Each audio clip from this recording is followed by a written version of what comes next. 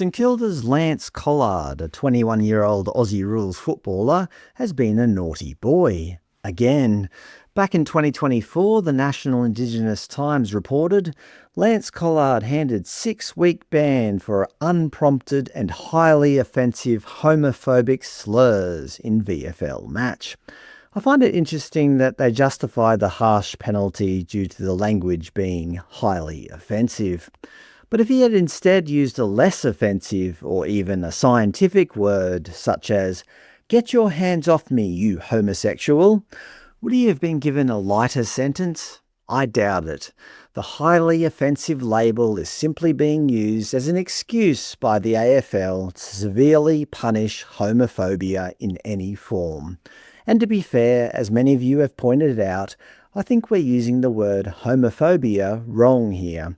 Homophobia would indicate that one has an intense, irrational and persistent fear of homosexual people, which I don't think Lance Collard does. Realistically, in the heat of a match, he probably just used the first bad word that popped into his head, which in this case was a disparaging term used to refer to gay men. Unfortunately for players caught in the heat of the moment, homophobia has come to mean any syllable that can be negatively construed as an attack on gay people. An act now met with immediate, unquestioning outrage and a heavy-handed sentence. And now in 2026, Lance Collard has let it slip again. The ABC reported that Collard was handed a monster ban over an entirely unacceptable homophobic slur. Yes, at the time he was handed a 9-week ban, 2 weeks of which were suspended, for allegedly saying a single word. Players who smash opponents in the face and cause actual physical injury often receive less. Well, to be precise, he allegedly called an opponent a effing F. Collard vigorously denies this. He even signed a statutory declaration claiming he actually said, "Come here, maggot." But nearby players swore they heard the second F word, and the tribunal chose to believe them. Freedom of speech in democratic Australia, where a panel of others gets to decide what you did or didn't say, and then punishes you based on their own ruling. And no, I can't say the word here. If I did, it would likely result in me receiving a ban from YouTube. It's a fascinating state of affairs. The mere utterance of this word is considered so dangerous that not only can an AFL player have his career crippled for months, but my own professional life can be destroyed even if the word is used in a purely journalistic or educational context. The sound itself is treated less like language and more like a secular blasphemy, a collection of verbal vibrations so unclean that they demand immediate institutional exorcism, regardless of the speaker's actual intent. But there's more to this story. The following week, the ABC headlined, "Collard's crippling ban for homophobic slur reduced on appeal." His sentence was slashed from 9 weeks to 4 weeks, with 2 of those suspended. The board declared that the initial penalty was manifestly excessive and would have had a crippling effect on the 21-year-old's career. Crucially, it was also revealed that the opposing player wasn't even personally offended by the slur directed at him. So, considering the totality of the circumstances, I think him missing out on 2 weeks is a fair compromise. I don't think any professional player would want to miss out on even a single week of their career.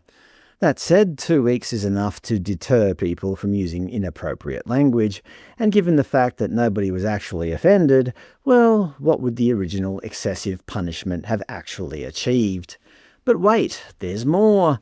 As the ABC declared, AFL sacks appeals boss after homophobia statement labelled disgusting. Basically, the AFL didn't like the findings of the Independent Appeals Board, so they sacked its chair, Will Horton KC. Apparently, if the AFL disagrees with the ruling of its own appeals board, it can simply sack the leader. It sounds like the kind of judicial independence you'd expect to find in the Democratic People's Republic of North Korea. According to the AFL's own website, league dismisses appeals board chair after Collard hearing. AFL CEO Andrew Dillon said a penalty larger than Collard's eventual 4-game ban was not only warranted, it was necessary. He stated they would not accept, excuse or normalise behaviour or language that demeans, discriminates or vilifies people based on who they are. Dillon was also highly critical of the appeals board's reasoning. He said, "The AFL specifically rejects the appeals board's reasoning which stated it is commonplace that players can employ language from time to time which is racist, sexist or homophobic whilst on the field. The AFL strongly rejects the statement not only that such language is commonplace, but also any implication that may be a factor in determining the severity of the sanction." So there you go. If the AFL doesn't like the language you use, it doesn't matter if an independent appeals board identifies the punishment as manifestly excessive.